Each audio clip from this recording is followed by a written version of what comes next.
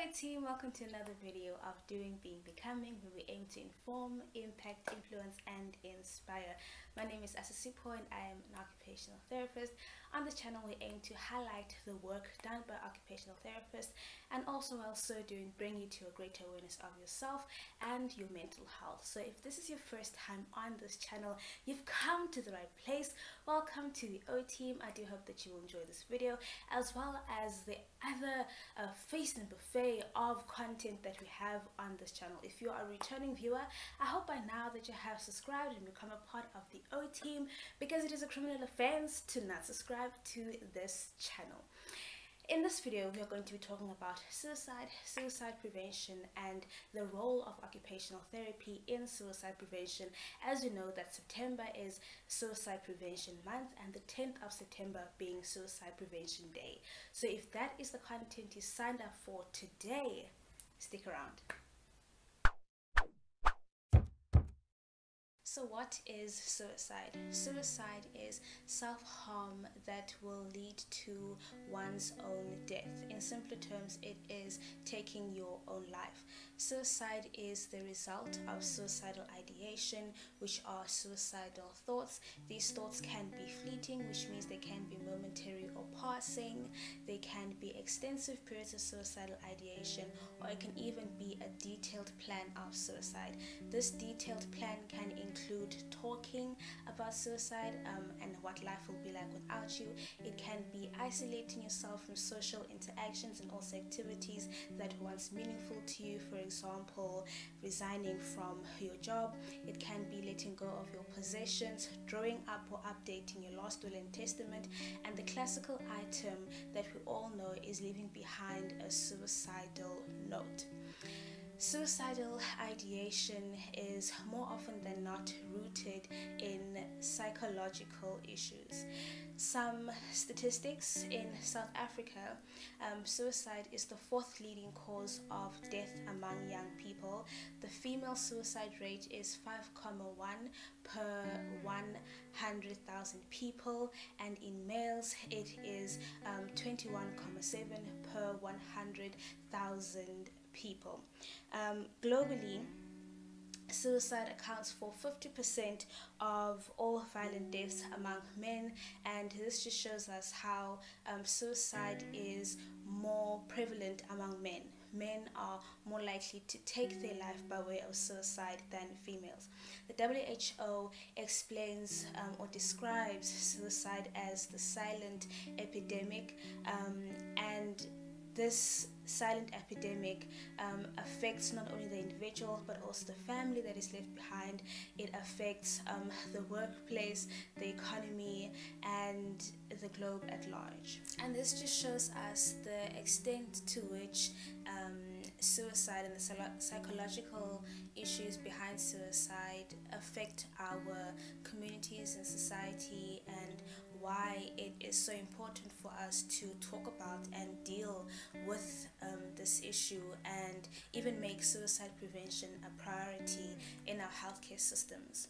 So a lot of people think that, you know, suicide happens out of the blue, but often there are risk factors and symptoms that go unmissed, or they go unnoticed, and some risk factors that drive, or that would drive one towards suicide, are mental health issues such as depression, such as anxiety disorders, schizophrenia, bipolar, mood disorder, borderline personality disorder, being on the autism spectrum, and other mental health issues.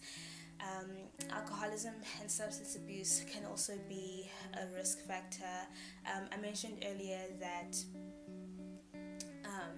suicide is one of the 4 leading causes of death among young people, and often we see this is as a result of bullying. So bullying is also a risk factor. Stress and not being able to deal with stress. Economic issues can also be a risk factor. Issues such as poverty and unemployment can often drive one to rather thinking that instead of living through this pain and suffering, they may as well just end their life. Unresolved trauma and grief can also be a risk factor for suicidal ideation and eventually suicide, and also dealing with a relationship breakup. I've seen this quite a few times actually in my community service here, where patients would be referred to me for parasuicide as a result of a relationship breakup or altercation. So parasuicide then would be an apparent attempt at taking your own life, but without having the intent of actually dying. So for example, after being admitted to the hospital, the patient would be referred to you, and upon your interview with them, we'd ask them, okay, so why did you do it? Did you actually have the intention of dying? And they would tell you no, they don't want to die, because they think of what would happen to the children if they died, for example, or they'll realize that they have a lot to live for, or that taking your life as a result of the actions of somebody else or out of anger or disappointment is not worth it. So I've seen a lot of that as well. But the one key marker that should bring health professionals and families especially to attention is previous attempt. So if somebody actually did have the intent of taking their own life and weren't successful the first time, chances are they will try and do it again. And that is where the role of the occupational therapist is quite important. Because suicide is often a way for individuals to escape their pain and their suffering, it is our responsibility then as occupational therapists to help them work through, overcome, and deal with the pain and the suffering and the challenges that they are going through. The perfect example for this is the story that Umatabo shared in the previous video of how she assisted an adolescent work through her suicidal thoughts towards even goal setting and making plans for her future. When it comes to those affected by mental illness, our role would include helping them with the areas that are affected and impaired by the mental illness. I think it's also very important to note with depression and schizophrenia especially, sometimes the suicidal ideation wouldn't actually come from the person's own desire and intent to take their own life, but would be from internal voices. So psychoeducation in that regard would be quite important for them, to help them understand the features of the illness, as well as how treatment and management can assist and is important in that regard. It's also important for us to bring the family on board, to also help them to understand the dynamics of what the individual is dealing with, and also to help them to identify objects in the environment that would be harmful, and ensure that the environment that the individual finds themselves in is safe and devoid of harmful objects.